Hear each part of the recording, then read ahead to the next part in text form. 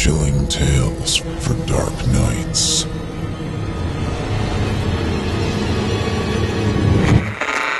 The following program is a production of Chilling Entertainment and the creative team at Chilling Tales for Dark Nights, and a proud member of the Simply Scary Podcasts Network.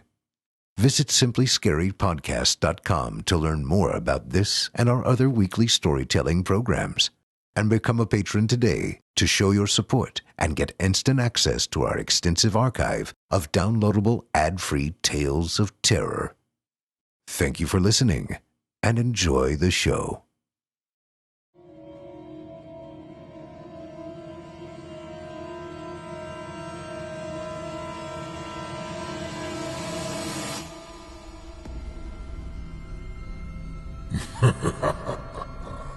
Good evening. I'm storyteller Otis Gyrie, and I ain't your grandfather. From where I'm from, we don't do bedtime stories. And if that's what you were expecting, you're in the wrong place.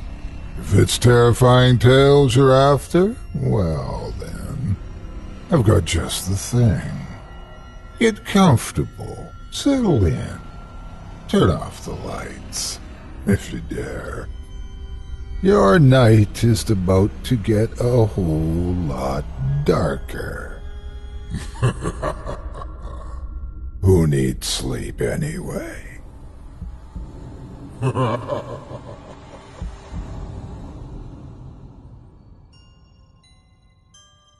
Our first story tonight comes from author Aaron Shotwell, entitled The Hidden Things.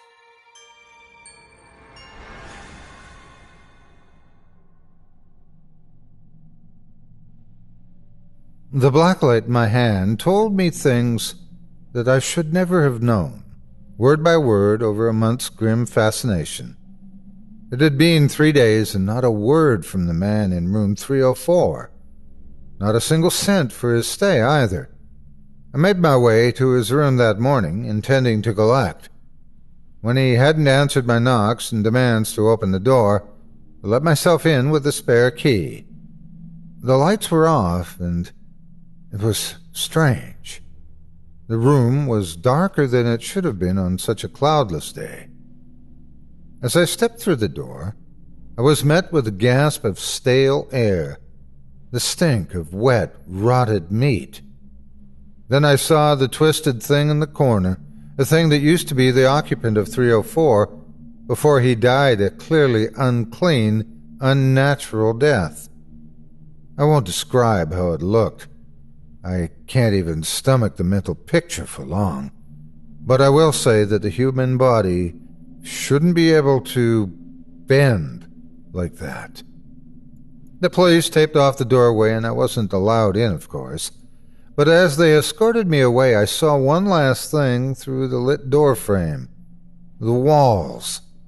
They were covered in writing that I couldn't quite make out. Not penned, but painted. Painted in an all-too-familiar telltale red.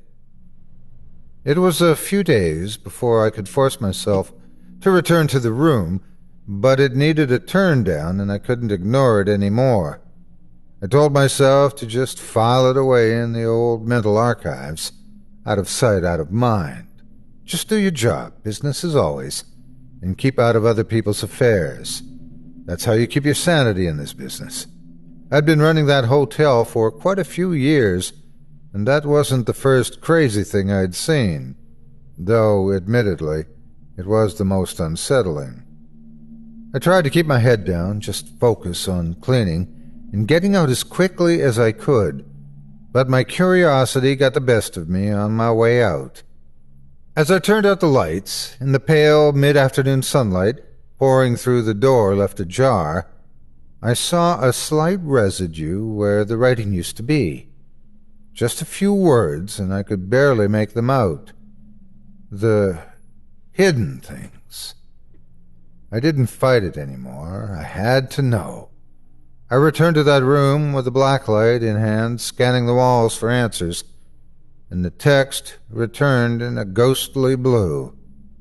It was written in blocks and strips, all at strange angles, sometimes overlapping, sometimes large and bold, and other times fine and hardly legible.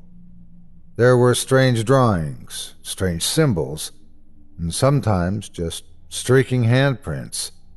It covered all of the walls, even the ceiling. I don't know what compelled me, but I couldn't stop. I reasoned that it was just out of respect for the dead, that somebody should hear his last words, but in truth, I wasn't so humanitarian. I just needed to keep reading. I needed the closure. It took me a month to compile it all. I feel the need to tell someone about it, what I found, so I will leave it here for those who wish to know. As for me, this is the last I'll bother with it. I've already given it more attention than I should, lost too much sleep over it. You can take it as it is, or make of it what you will. I'm too tired to care anymore. They haunt those who know of them, and they claim those who have wronged them. I've learned this much, and that's why I know I'll never escape. I should have left it alone. I was better off not knowing. I should have ignored the voices when they came, but I tried to fight back. I've opened too many doors that should have remained closed. I should have just left it alone. A voice chortles from the bottom dresser drawer, a hideous noise of throaty snorts, crackling consonants and airy vowels. Yea, though I walk through the valley of the shadow of death, I fear no evil. It laughs at me. They never show themselves in the light, these terrible things, so I take refuge in these sickly fluorescent yellow rays from dirty lamps. Every bulb in this room burns brightly through blotchy nicotine stains and dust. I sit alone on a tacky couch before an ancient television set, another source of precious light. Even the stupid little clown-face nightlight and the bedside power outlet shines dimly, like some child's memento from a family road trip. His parents probably encouraged him not to be afraid of the dark, saying there were no such things as ghosts, no monsters under the bed.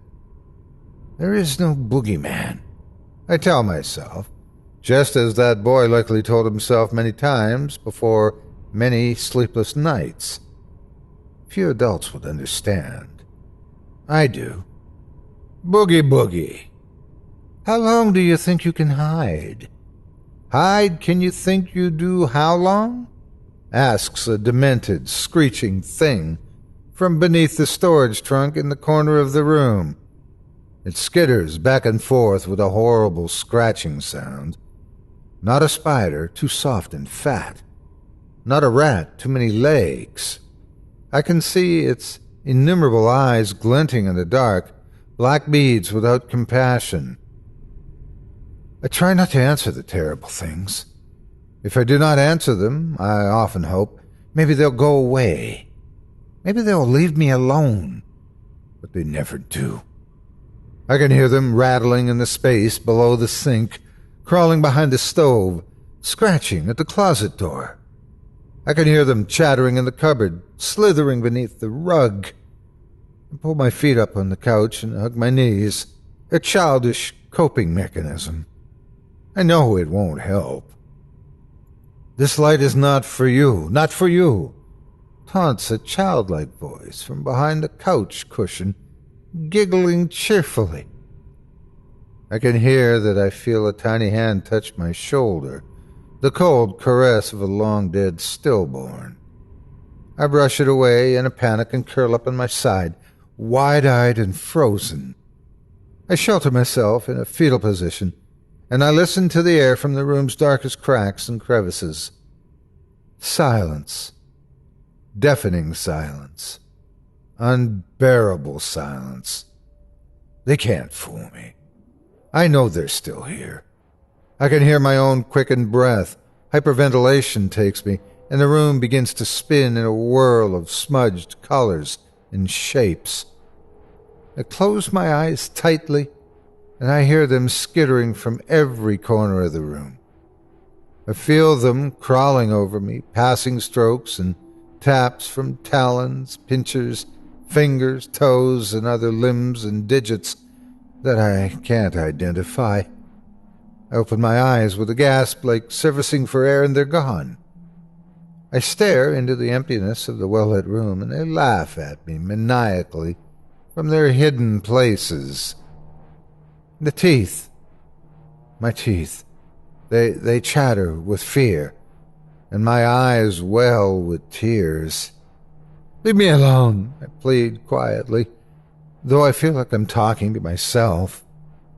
They listen, they always listen, but they delight in madness. The lights dim and flicker, and I hear the hidden things gnawing anxiously at the walls and at the floor and in my head. "Not long now long not. You'll soon join the ones forgot," sings the lyrical gentleman at the windowsill, the voice of a twisted Cheshire cat. Its claws squeal and creak against the filthy glass. A chill runs down my spine, and for a moment I forget to breathe. "Turn the lights out, boy," demands a familiar voice like a distant recording, crackling like an old radio. My dead father speaks from the gurgling depths of the toilet bowl. "This electric bill's highway robbery. Turn the lights out when you're not in the room. Money don't grow on trees, boy." I hear the toilet flush, and the lights begin to flicker and flash one after another. The terrible hidden things laugh at me. They taunt me, mock me. I clutch desperately at my temples and grit my teeth. "But I'm in the room, Dad. I'm alone in here," I reply. A voice from the clown-faced nightlight prods at my mind like a yapping dog, some foul hellhound. Are you really? Are you?" it asks in repetitive torment, and the plastic coloring of its skin seems to peel and melt away. I avert my eyes. This is not happening. This is impossible, and I will not believe it. I have to stay in control. I can't let myself go mad. A voice from the darkness in my left shoe near the bed hears my thoughts. "Mad, bad, glad, sad, titter-tatter, pitter-patter, mad as a hatter." It teases with a shrill voice like a squealing hog. I shake my head, sobbing violently, as I try desperately to ignore the chaotic chatter of the hidden things.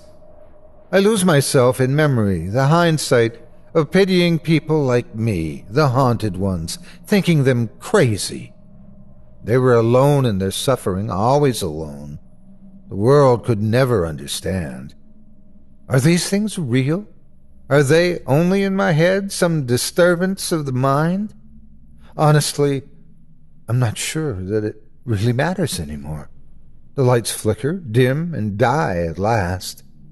I can hear them declare their presence turn by turn, a prologue for the coming slaughter. "Way," says the gruff voice from the bottom drawer.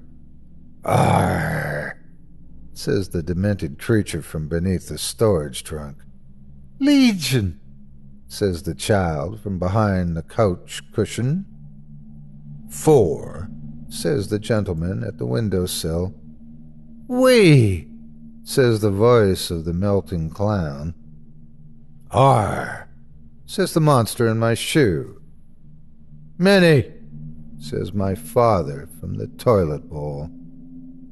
I hear them converge on me in the darkness, a terrifying clatter blanketing every surface in the room. No escape. I can only wonder what they will find of me after the hidden things have had their way. I wonder if there will be anything left to find. That is where the text seemed to end, or at least it was all I bothered to look for. I walled off the room after that. I wanted it forgotten. But one thing still hangs in my mind. I saw it just as I was about to close the door for the last time. It was a tiny message scrawled on the carpet. It wasn't written in blood, but something black and sticky. I keep telling myself that it must have been something I missed, though I don't know how I could have. Not with all of the times I'd been in that room since the incident. I hope that's all it is, because if it's not, then that would mean it was left for me. Run or fight for all your might. Hush the creatures of the night. Spare us not this dreadful light. We shall hide ourselves from sight. Stay the while, but for your crime, at death knell's chime, we will claim your soul in time. They haunt those who know of them, these hidden things, and they claim those who have wronged them.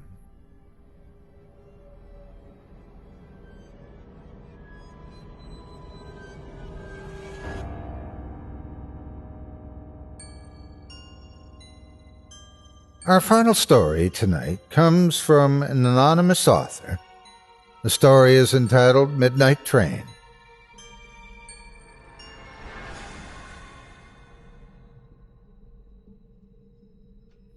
In my old age, I've seen a lot of things. Some things I'm a little more proud of than others. As a boy, there wasn't a damn thing that could satisfy my appetite for the world around me. Everything in reach I had to get my hands on, take it apart, and study it. My natural curiosity is what got me into the many scraps and situations of my youth. I remember when I wasn't any older than 6. In the fall of 1928, me and several of the local boys were out playing a game of hide-and-seek. Denny Louie was the seeker, and a damn good one at that. So I took it upon myself to find a damn good hiding place. I remembered the hayloft out in the barn, and I figured I could hide myself among the many bales of hay up there. Or maybe even push some of the bales around like I had times before when I wanted to build a fort. That way I could secure myself a perfect hiding space. Denny started counting out loud from 100, and I took off running to the barn, the harvest-scented breeze tickling my cheeks. I ran through those big red doors, and my eyes fell on Denny Louie's mama laying on the ground, straw in her hair and her dress hiked up, with my daddy laying on top of her, looking like he was trying to pick himself up, but he seemed to be having trouble. I had no idea what I was seeing, but I would later learn all about what my daddy was doing when I was 14. That was when me and Sandra Hannigan made our way up to the same hayloft where I had hid so many times and made so many forts to get out of the rain. Sandra shook the water from that beautiful blazing red head of hers and caught me staring at her longingly as she stood there, slick and statuesque in the cold, wet air. There, in the smell of spring rain and manure, I made love for the first time. Beautiful girl she was. "Daddy!" my little voice rung out, echoing off the dusty wooden walls. My old man turned and stared at me like he'd been caught dipping his hand into the honey pot, and for lack of better words, that's pretty much what he'd been doing. He hoisted himself off Miss Louie and made his way over to me. "What are you doing in here, son?" He spoke slowly and calmly. "We was playing hide-and-seek, Daddy. I was going to hide up in the loft." "Yeah? You ain't going to be telling nobody what you saw, right, boy?" I could hear the anger rising up in his voice, but I kept on pushing it like the curious little boy I was. "Well, what exactly was you doing, Daddy?" He just stared at me, his eyes slowly growing darker in the brightness of that fall day. Mrs. Louis, still a ways behind him, was up on her feet, straightening her dress and picking bits of straw from her long golden hair. I was too busy looking at Mrs. Louis to notice that my daddy meandered his way over to the wall, where he kept the tools, and picked out a hefty, dirt-encrusted shovel. "You ain't going to be telling nobody, right, boy?" He repeated in that slow and calm way he always spoke when he was angry. But me being the stupid child I was, I just kept right on prying. "Daddy, what was?" I didn't have a chance in the world to ask before the right side of my cheek exploded with pain as I fell to the ground in a pathetic bundle. My vision went cloudy. All noise became muffled as if the world suddenly got sucked into a vacuum. What I could hear seemed distant, ghostly even. I could hear Mrs. Louis screaming her pretty head off, and strangely, the long, low whistle of a train in the distance. Whether it was my imagination or not, I don't know. But I've learned in life that there are no coincidences. I heard that whistle as clear as I could hear Mrs. Louis screaming. I heard that train. Lord help me, I heard it. "You ain't gonna be telling nobody, you hear?" Daddy, Another explosion erupted as my father brought the shovel down onto my exposed chest. I heard several pops and cracks echoing throughout my body. I held up my small arms in defense, but they crumpled like paper under the force of his blow. I dared to raise my hands up for protection again, only to see my fingers crooked and bloody. Mrs. Louis was no longer screaming, but babbling on like she'd seen a ghost. My father turned to her and waved his weapon. "Shut up, woman," he yelled. "Shut the hell up." His voice was like that of an angry god. While he was distracted, I tried to crawl away with my crushed fingers clawing at the straw and earth, attempting to pull myself to freedom. It was all for naught, though, as my father grabbed me by the leg and threw me toward the ladder, to the loft. "It's just a boy, Clay, just a boy," Mrs. Louis kept muttering. "He didn't do nothing wrong." I said, "Shut up." He spoke again with that god-like force. He swung the shovel down on me again. I heard a very loud crack, almost like lightning skimming across the sky. Very faintly, I heard the train's whistle again, that shrill, loud pitch in the distance. He flipped me over onto my back and spoke again. "Are you going to be telling anyone about this, boy?" His voice had calmed down, but there was a deep anger there. Calm and intense. I felt one of my teeth fall to the back of my throat. A small mountain of vomit and blood gushed from my mouth as I tried to cough it up. I feebly turned my head and spit it out. "No, Daddy, I ain't telling nobody." "Good." My father tossed his shovel aside, scooped me up in his arms, and carried me like I was just a baby. His voice had flipped to that of genuine concern, like any good father's voice. "You okay, boy?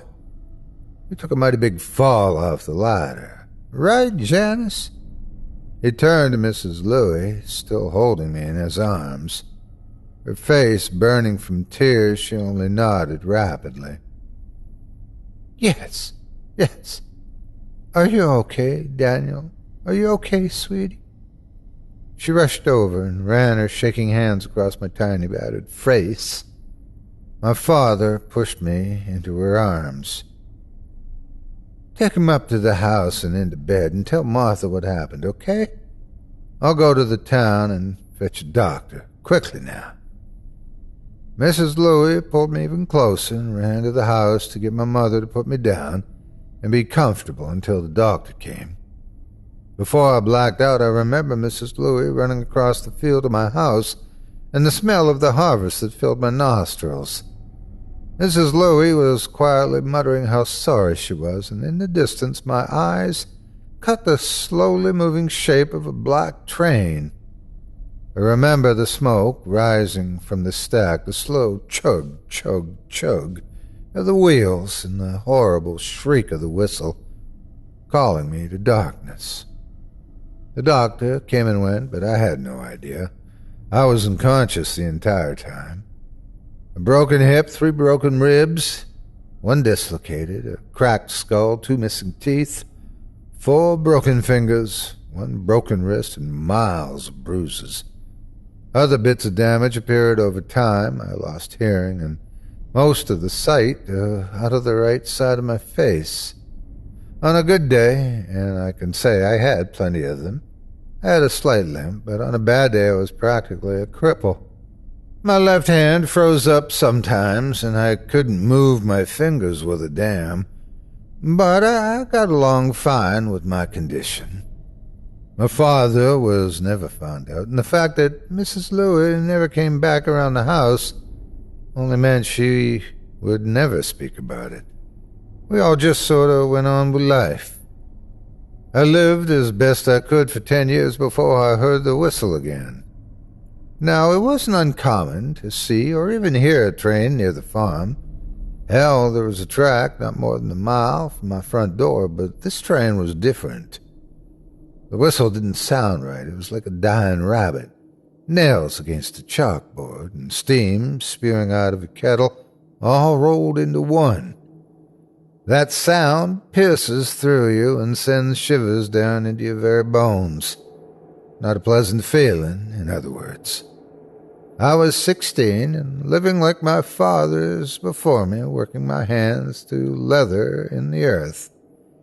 I had spent time at what my wife would later refer to as hick school, but I soon left after my teacher decided I was unteachable. I wasn't unteachable. I just would rather spend time reading or taking something apart or going somewhere I'd never been. The world was my playground and I wanted to play. The thought of leaving my mother alone with my father scared me, though, and I owed it to her to stick around and try to protect her. What my father did to me was only the tip of the iceberg compared to all the other things he did to my mother. I remember lying awake at night, listening to them fighting, my father's booming voice broken up only by the jarring sound of breaking glass, or the cool, clean sound of flesh-on-flesh contact. My mother would be in the kitchen the next day with a few bruises, maybe a cut or two, but she never complained. It was plain for everyone to see, but they never paid it any mind. It's just how things were. I remember it was a pleasant enough summer night, a little humid, but that's just nitpicking. I spent most of the evening out on the porch watching the stars and listening to the creatures of the night as they went about their business. Occasionally I found myself glancing out at the barn. It stood there like a mausoleum in the pale moonlight, an effigy to many things: pain, lost love, hard work, and my family who died on this land before me. My mind wandered to memories of Sandra Hannigan, God rest her soul, and to memories of the shovel bearing down on me like a locomotive bears down on those endless steel tracks. My mind liked to wander whether or not I want to take the ride. It always has and always will. I remember my father driving up in his truck. The bastard was swerving horribly. Obviously, he'd indulged to his heart's content on Jimmy Magruder's personal moonshine. "What burns blue makes your blues go away, boy," he would always say. I knew he'd be in a fighting mood, and that instinctively made me go to my room. Before I could even reach the stairs, I heard his voice, dripping with white lightning. Martha! Martha! You come here and welcome me home like a good wife should," he shouted in a slurred fashion, as the ceramic jug in his hand spilled the foul liquor onto the floor. My mother promptly came up from the cellar without a word and greeted him to his liking, kiss on the lips and removal of his coat. As she turned to put his coat on the hook, he reached out and began to grope her. My mother, I will admit, was an attractive woman, but years of beatings had slowly taken the brightness from her eyes, the skip in her step, and the song on her lips. We made quick eye contact, but just a brief moment said it all. "Go to bed, sweetie. Maybe it won't be so bad tonight. Just go to bed." But like most nights, it was the same. Her giving into this predator and his advances just to keep him happy. She suffered through it in silence. God, the things she did to provide for me. I pray every day that she's smiling down on me while he's rotting in hell. My mind quickly wandered back to Sandra Hannigan. Did she suffer in silence? Did she let him take her every night? Or did she kick and scream and bite until she was too tired to go on? I don't know. I can't say. God rest her soul, I pray she fought back. I climbed the stairs to my room, tried to block out the labored breathing of my drunken father and the cold, complacent whimpers of my mother. Lying in my bed, I tried to nod off and sleep, just so it could happen all again the next day. Soon, sleep found me, and I dreamed a dream that haunted me for years, always picking up new details along the way. In it, my father stood above me with a shovel, staring at me with all the fury of God, his eyes black as black could be. The shovel came down. I closed my eyes in fear, only to open them and see Sandra Hannigan before me, her beautiful, smooth skin now wormy and rotted, her hair still crimson as fresh blood, and a deep black line running along her neck. It's too horrid to be looking at, but somehow I can't look away. She hikes up her tattered yellow dress and reveals the further decay of once was a wonderful sight. She speaks to me, her voice as crisp and clear as it was that day. "You love me, don't you, Daniel?" All the while, I hear the slow, methodic chug, chug, chug of a train. Sandra opens her mouth, her cheeks tearing wide open into a disgusting, skeletal smile, to speak once more, only her voice isn't there. Just a sound that pierces right through, chilling me to the bone, scratching at my soul. A whistle.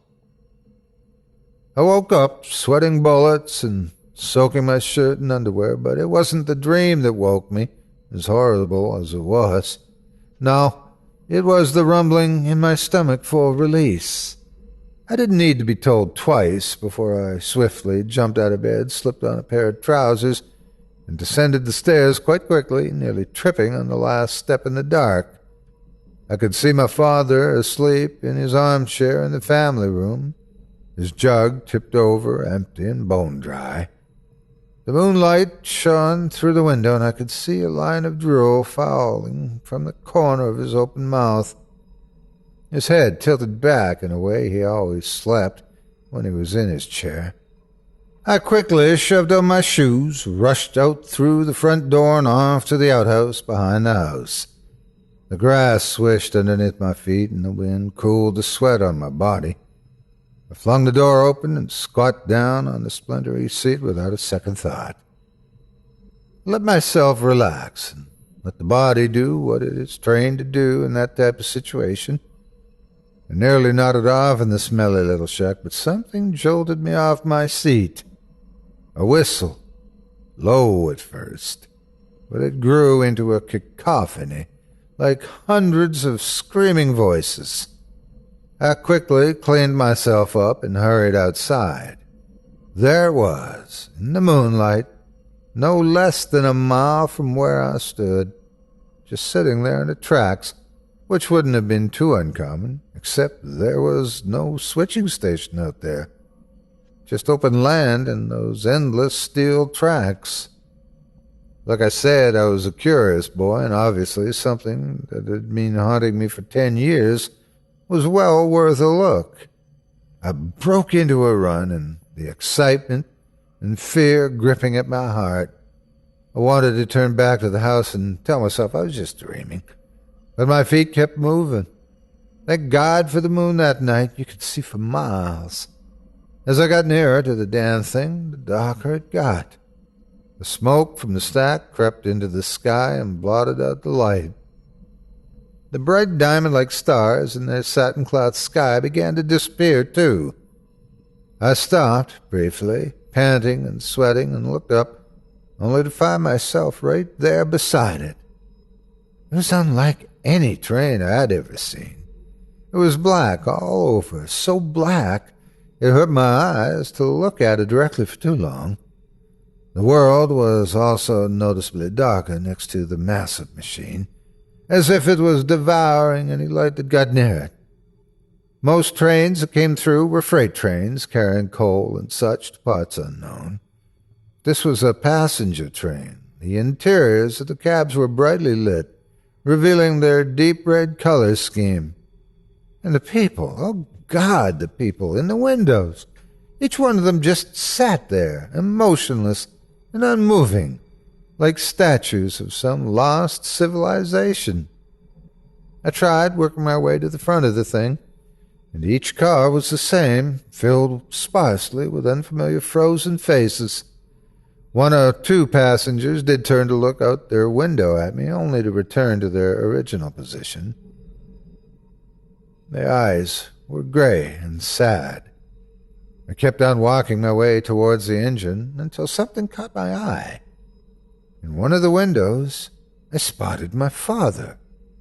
I wasn't sure at first, but it had to be. It was my daddy, all right. "Daddy!" I yelled out, but he didn't turn to look. "Daddy! Hey, Daddy!"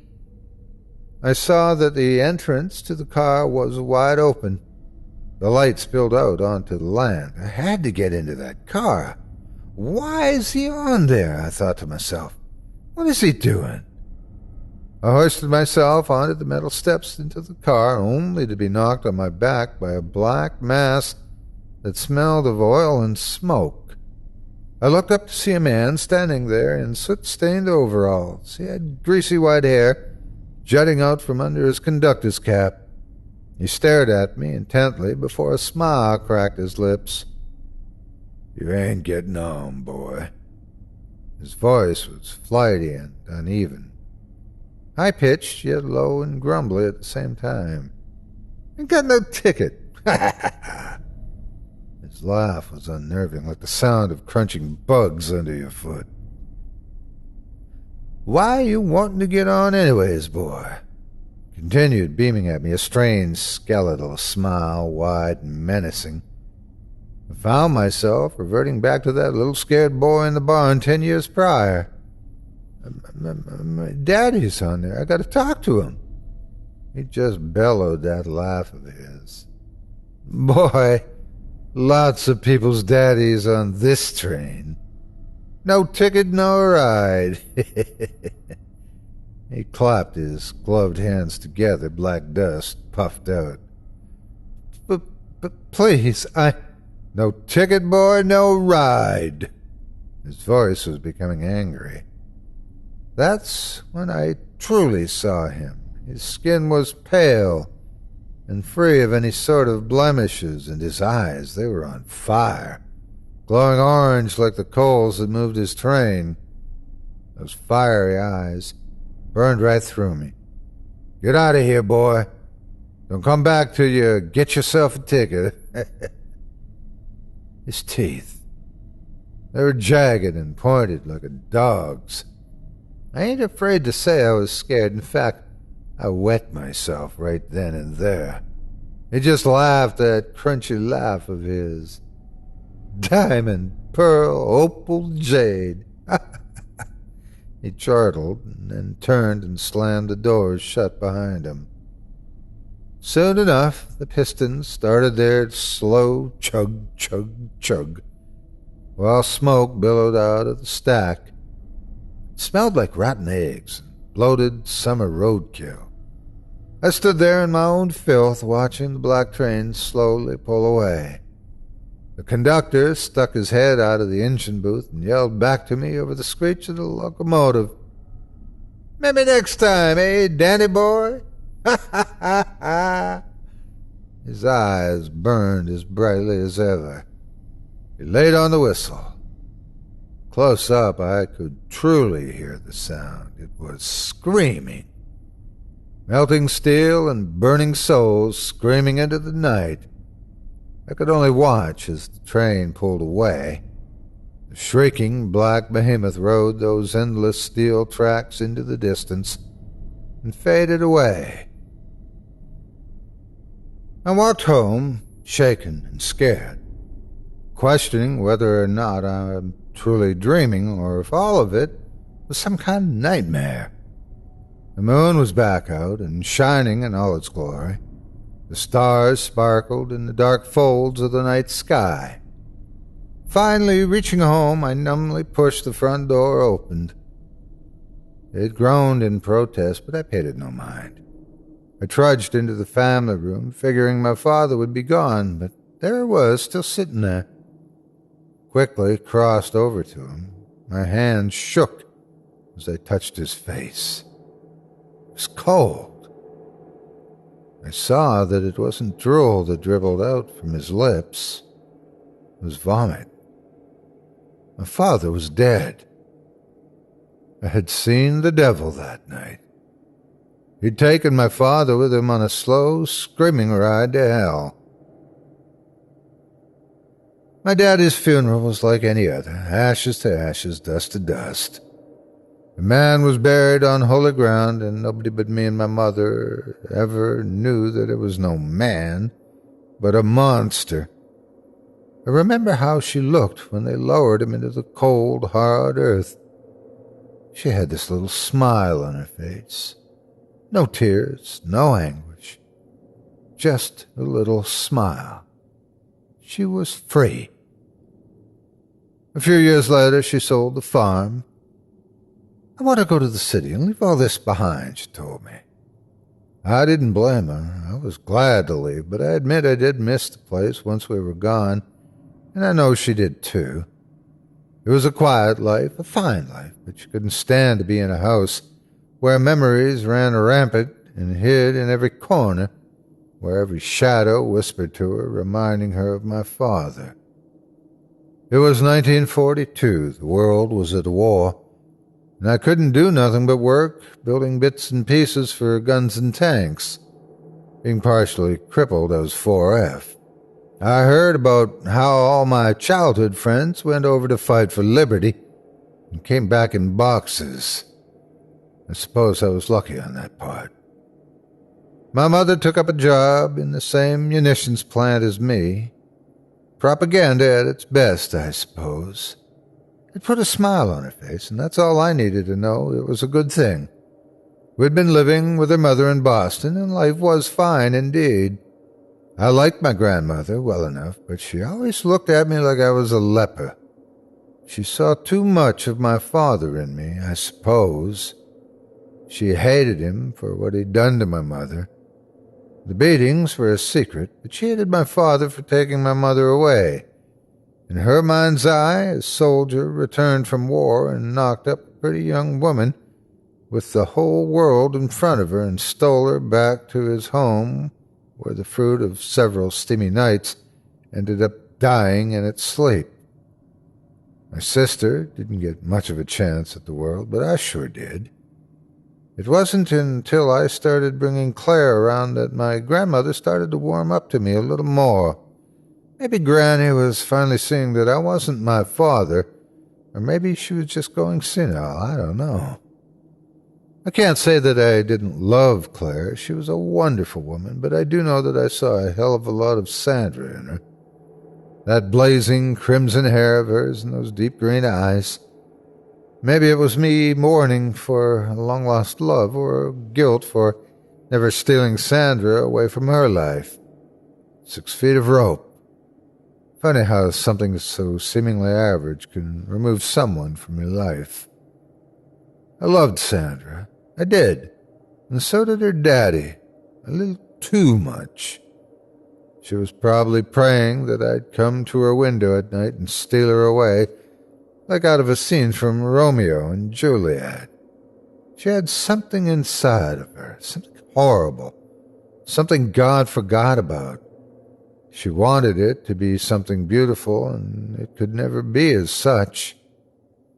Poor Sandra, God rest her soul. I loved her, but I loved Claire too.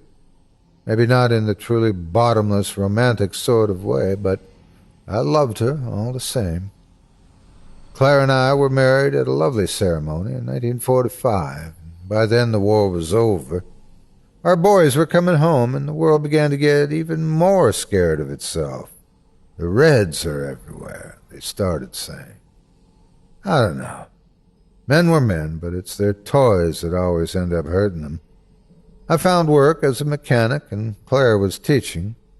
Money was tight, but we didn't complain. We had an apartment to live in and each other.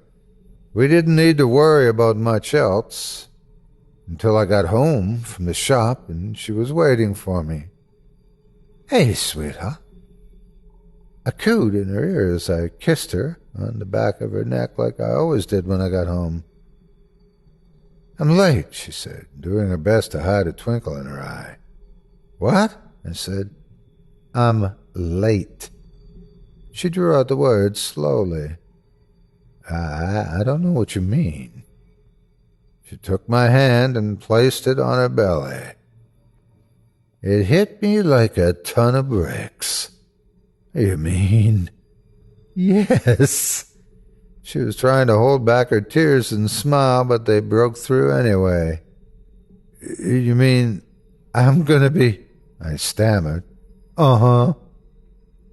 My son was born December 20th, 1949. He was the most beautiful baby boy I ever saw. William Hudson Bronson. He took after me, just as I had taken after my father. I was determined to get for him and have all the things I never had, but money was tight before, and it wasn't getting any better. My grandmother had died 2 years prior to the birth, and my mother was living all alone, but she delighted in seeing her little Billy B, as she called him, whenever we dropped by. She loved him with all her might. It did me well to see her so happy. Billy had just turned 1 when I got the news that our old home was back on the market. My mother handed me a check that had all the money she had been saving for the last 10 years. She told me it would be good to go home, to return to my roots, and raise Billy like I'd been raised. I didn't think that was such a good idea. I just knew those memories would be waiting there for me, hiding in the shadows, and waiting for me to let my guard down so they could strangle me. Any ghosts in that house have long since left, my mother said to me. It's a good life. I know the life is hard, very hard at times. But it's in your blood, Daniel. You don't like being a mechanic, do you? Haven't you been aching to get back to the land, to watch the fruits of your work pay off? I did. I did miss the farm life, but I didn't know how much I missed my farm life. We left Billy with my mother while Claire and I made our way back to my childhood home. The town had grown quite a bit. It had everything a modern family would need. When we finally did reach the old farm, my eyes fell on the barn and a deep chill ran through me. "You okay?" Claire asked me in that sweet, concerned voice of hers.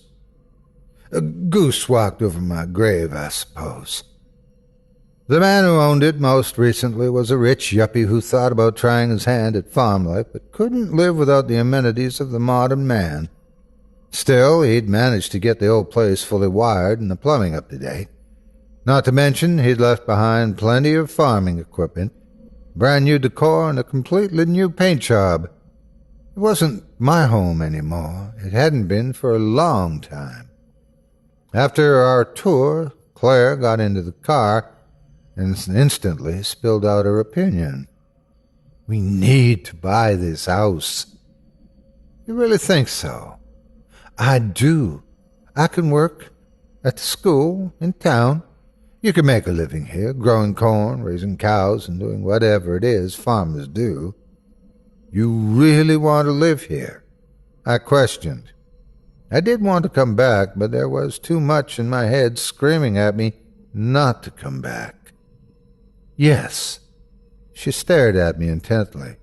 She knew that I would crack, like always. She had that special kind of power over me. "Then it's sorted. It's ours." We settled in and we got a new life off to a good start. The land was good, the crops grew like weeds, and Billy was taking a liking to the open air. It wasn't long after our first harvest that Claire was late once more. We had our baby girl, Esther Mary Bronson, in the summer of 1953. She took after her mother in spades, a slice of the American dream. I found myself walking out to the railroad tracks every now and again. I don't know what I expected to see. Maybe it was sort of my way of trying to make sense of something so unbelievable. I never told anyone, never once. The devil and his hellbound train were my secret to keep. I wasn't crazy. I prayed to God I wasn't crazy. Sometimes, late at night, I hear a train whistle pierce out in the night. The slow chug, chug, chug, pushing the metal beast along those endless steel tracks. Sometimes, I swear, just under those whistles, I can hear the screams.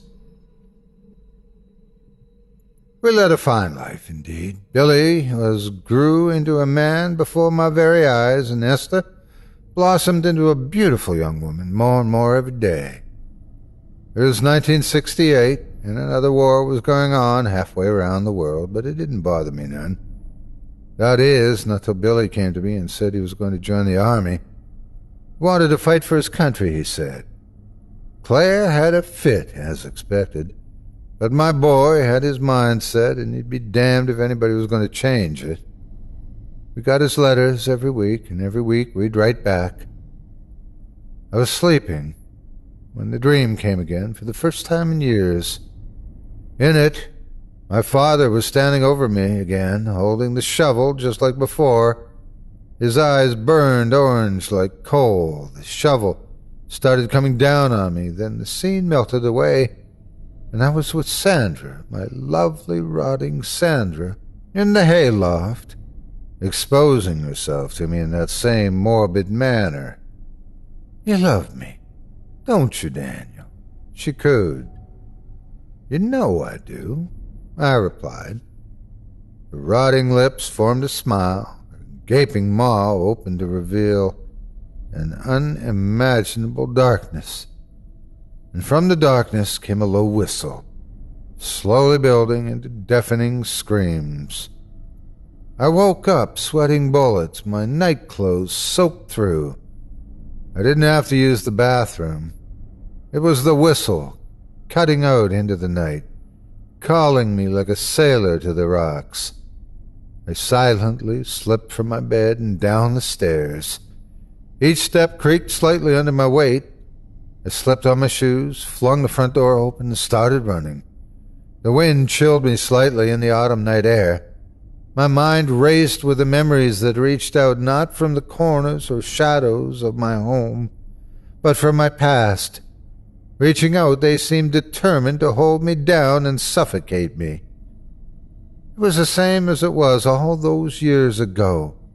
The smoke plumes rose from the engine before falling to the ground and lingering like a thick black fog. The black, deep metal glared back at me as I walked along the side of the hulking beast. The devil stood outside of a car, watching me as I approached, his eyes burning brightly with enthusiasm. Diamond, pearl, opal, and jade. Ha ha ha! Danny boy has returned. Still no ticket, I see. His voice shuddered through me, but I pressed on.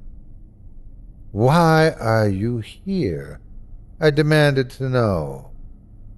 Oh, my, Danny boy. We all have a job to do. This is just my job. But why are you here? In that moment I heard my father sneaking into my voice. The same calm and quiet anger. Dad? A voice from inside the car rang out like a bell. Out of the open doorway stepped my son, Billy, clad in his official army gear and looking quite confused. Dad? Billy. The word got caught in my throat. I ran over and held him close to me, never wanting to let him go. Billy, why are you on this train? Don't know. I remember my squad was walking through the jungle, then there was this little white flash, and I woke up on the train. What are you doing here? I don't quite know myself, I smiled slightly. I squeezed him tighter. It's good to see you, boy. How touching, the devil spoke up. You have 5 minutes, Billy boy. The devil stepped into the car and made his way to the engine. Once I knew he was gone, I grabbed Billy's hand and tried to pull him away. Come on, son. We gotta get you home. He pulled away from me. No. Billy. Dad, if this is what everyone else aboard is saying, then I can't leave. I can't, Daddy. We can go home right now. Tell your mother you're home and... No. I belong here, and who knows? Maybe this train don't just go to hell. Maybe it makes a stop off somewhere else. I don't know. Billy, Daddy, I heard from friends of mine who went home. They got problems, Daddy. I'd rather be dead than mangled and screwed up in the head. It's okay, son. We stood silently for a long moment, staring at each other, trying to think of the words to say. All aboard! Ha ha ha ha! Love you, I whispered, holding back tears. Love you too, my boy said. The last words I ever heard him say. Goodbye. The black behemoth pulled away from me once more and went screaming down those endless steel tracks. I waved farewell to my son long after the train was out of sight, even after its screaming whine disappeared from the night air. I watched. I prayed. That week we got another letter. Only this time it wasn't from Billy. Claire was inconsolable. For days she wouldn't leave the house and just laid around crying and wailing that she should have kept him here at home, should have kept him safe. She left me not more than a year after that. She said she couldn't stand looking at me and seeing Billy in my face. She could no longer stand the sight of me, and she became cruel. I couldn't join her in her sorrow, in her pain. I got to say my goodbyes. I got my closure. I don't blame her for the way she felt, but when she left, she took my daughter away too.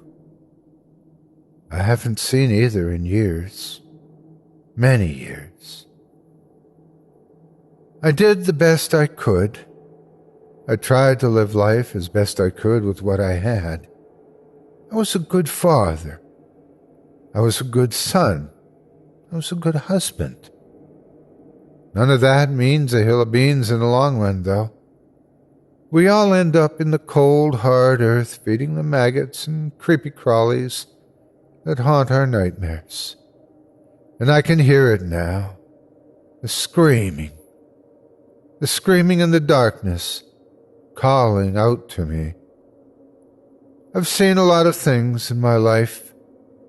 Some things I'm more proud of than others. As a boy, nothing could satisfy my appetite for the world around me. The train is out there, and I've finally got my ticket.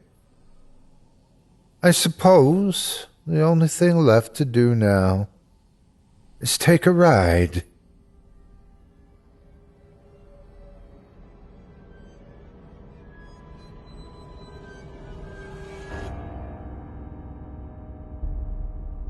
Thanks for listening. You've been listening to Scary Stories Told in the Dark, a production of Chilling Entertainment and the creative team at Chilling Tales for Dark Nights, and a proud member of the Simply Scary Podcasts network. Visit simplyscarypodcast.com today to learn more about our network and our other amazing storytelling programs. Tonight's program was hosted, and its featured stories performed by yours truly, Otis Gyrie. Selected stories have been adapted with the kind permission of their respective authors. Original music provided by Luke Hodgkinson and Jesse Cornett. Sound design and final mixing and mastering provided by executive producer and director Craig Groshek. Program's artwork and logo by David Romero. If you're looking for some fresh tales on a daily basis while waiting for the next podcast, check out my YouTube channel, the Otis Gyrie channel, and my extensive collection of narrated tales there. Simply search on YouTube by my name, and you'll find me. And don't forget to subscribe and press the bell notification icon to get my latest releases. Got a scary tale of your own that you'd like performed? I take submissions.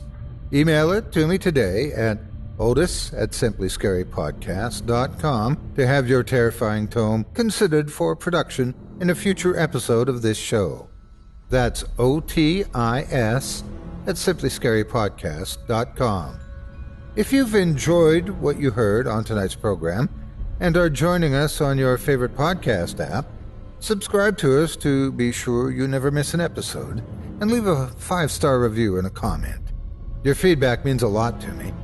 You can also follow Chilling Tales for Dark Nights and yours truly on Facebook to connect anytime and get the latest updates on this and other programs and my channel. If you're listening on the Chilling Tales for Dark Nights YouTube channel, do us a favor and hit the subscribe button and the bell notification icon for CTFDN as well to get more spooky tales from me and the crew and another episode of this program each and every Wednesday.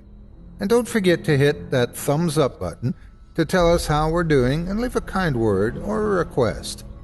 And don't forget to visit us at chillingtalesfordarknights.com and consider supporting the team by becoming a patron. In addition to helping us out, you'll get exclusive access to our audio archive and ad-free downloads of all your favorite stories, including those you've heard on this program. As for me, I'll be back next Wednesday with more terrifying tales to keep you up all night. But that's all right. Who needs sleep anyway?